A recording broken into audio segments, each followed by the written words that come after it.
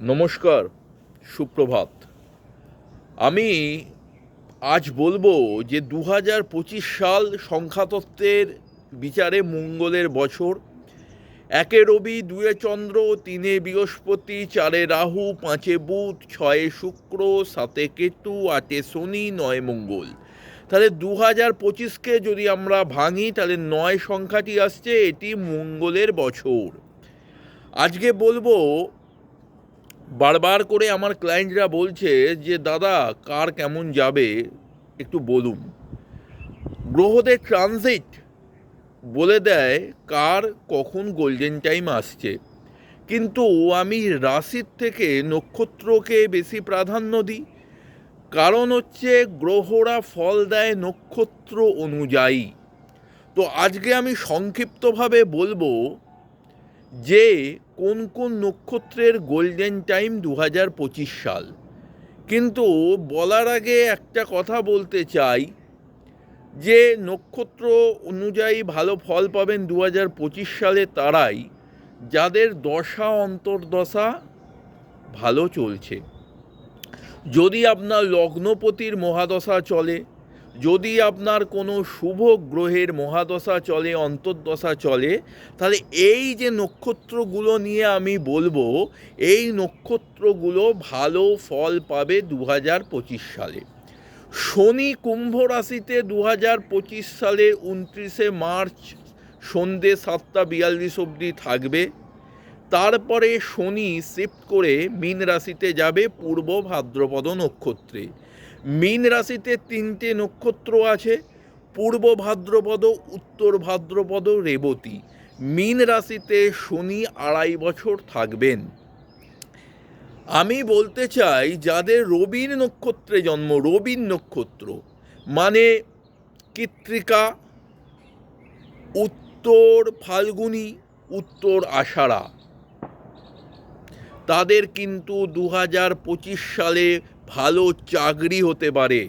যাদের রবির নক্ষত্রে জন্ম, আবার বলছি, যাদের কৃত্তিকা, উত্তর ফাল্গুনী আর উত্তর আষাঢ়া, মকর রাশি যাদের উত্তর আষাঢ়া নক্ষত্র, তাদের বেটার সময় আসছে, তাদের ভালো সময় আসছে। মকর রাশি 7.5 শেষ হচ্ছে 2025 সালের 29 মার্চ। এতদিন ধরে আপনাদের অনেক কাজ পেন্ডিং ছিল, সেই কাজগুলো এপ্রিলের পর থেকে আস্তে আস্তে ধীরে ধীরে আপনাদের হবেই।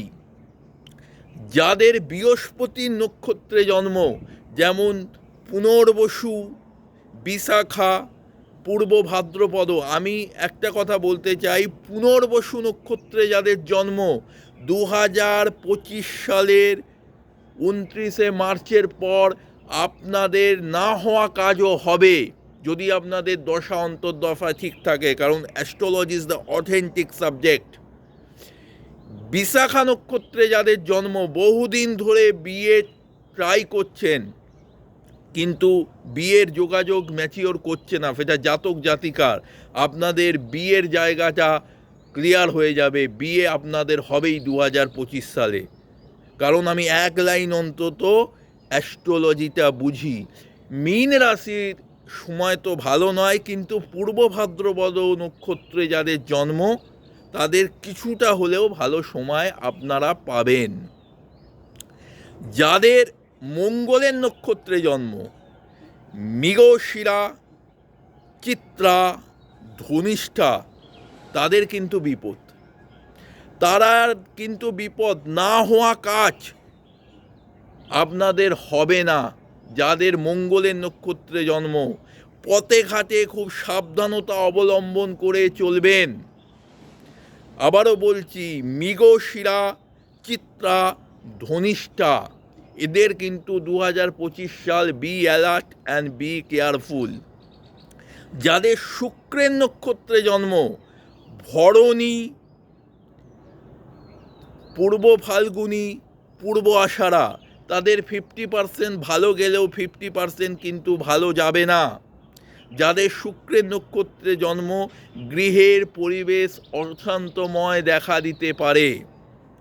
যাদের চন্দ্রের নক্ষত্রে জন্ম, রোহিণী, হস্তা, শুভনা, তাদের মাঝে মাঝে মেন্টাল নিয়ে খুব ডিস্টার্বে থাকবেন। যাদের চন্দ্রের নক্ষত্রে জন্ম তারা খুব ইমোশনাল হন, মানে কেউ কিছু দুঃখ দিলে সেই দুঃখটাকে বড় করে দেখেন। কিন্তু তাও বলবো 2025 সালের মার্চের পরে আপনারা কিছু ভালো সংবাদ পেলেও পেতে পারেন। যাদের রাহুর নক্ষত্রে জন্ম, রাহু, আদ্রা, সাথী, শতভিসা, তাদের 2025 সালের মার্চের পর অনেক না হওয়া কাজ কিন্তু হবে। আমি আদ্রা নক্ষত্রের প্রতীক হচ্ছে এক ফোঁটা চোখের জল, এরা খুব সেন্টিমেন্টাল হয়, কিন্তু সবসময় সেন্টিমেন্টাল ইমোশনাল হয়ে আপনি কাজ করতে পারবেন না। খুব স্টেডি হন। আদ্রা নক্ষত্র 2025 মার্চের পর কিছুটা ভালো সময় পাবেন। সাতী নক্ষত্র, যেটা তুলা রাশিতে থাকে, সাতী খুব ভালো নক্ষত্র। সাতী নক্ষত্রে মা সরস্বতীর বিরাজমান। সাতী নক্ষত্রের দিন যদি ঝিনুকের উপরে বৃষ্টির জল পড়ে সেখান থেকে মুক্ত তৈরি হয়। সাতী নক্ষত্রের জাতক জাতিকারা ভালো ফল পাবেন। শতভিসা, কুম্ভ রাশি, শতভিসা, এরা খুব মাল্টি ট্যালেন্টেড হয়। এরা দেশ বিদেশে ঘুরতে পারে, এদের নাম যশ খ্যাতি সব কিছুই হয় যদি শতভিসা নক্ষত্রের দশা অন্তর্দশা ট্রান্সভিট ঠিক থাকে। শতভিসা নক্ষত্র 2025 কুম্ভ রাশি, যাদের শতভিসা নক্ষত্র 2-2.5 বছর ধরে খুব ট্রাভেলে ছিলেন, কিন্তু 2000 শনি শিফট হবার পরে আপনাদের নানা রকমভাবে ভালো সংবাদ আপনারা পাবেন। This is the astrology. যাদের কেতুর নক্ষত্রে জন্ম তারা কিন্তু এই বছরে খুব সাবধান।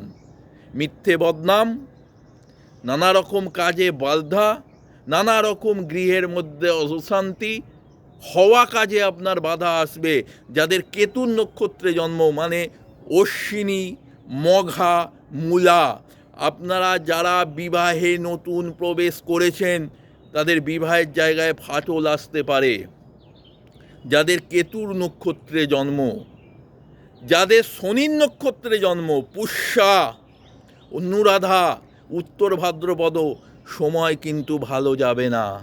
নানা রকম মনের মধ্যে ডিপ্রেশান, নানা রকম মনের মধ্যে চিন্তা লেগে থাকবে। শনি একই ফ্লো, লেট প্ল্যানেট। 2025 সালে পুষ্যা, অনুরাধা, উত্তর ভাদ্রপদ, আমি বারবার অ্যালার্ট করছি মীন রাশি যাদের, এবং যাদের উত্তর ভাদ্রপদ নক্ষত্র, তারা অভিজ্ঞ জ্যোতিষীর পরামর্শ নিন।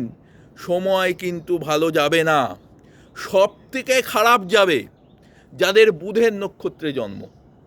যাদের বুধের নক্ষত্রে জন্ম, যেমন অশ্লেষা, জ্যেষ্ঠা, রেবতী, তাদের গৃহে সবসময় ঝামেলা লেগে থাকবে।